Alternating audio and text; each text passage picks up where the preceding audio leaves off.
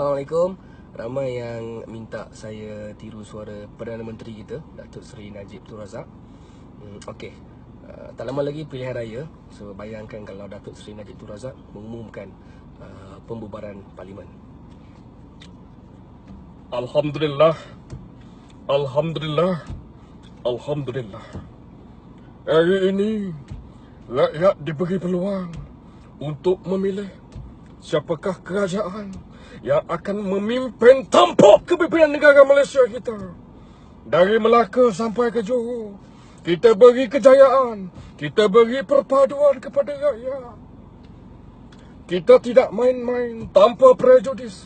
Sekeras-kerasnya kita ingin membantu rakyat Malaysia yang berada di seluruh Malaysia. Ini yang kita nak bawa.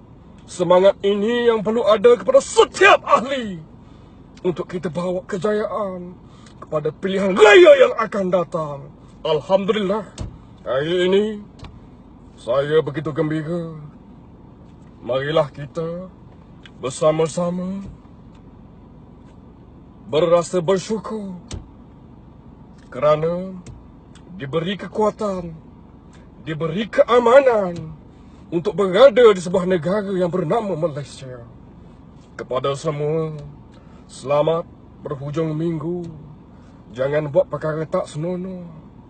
Jangan buat perkara yang kita tak suka. Ini yang saya nak perkatakan, tuan-tuan.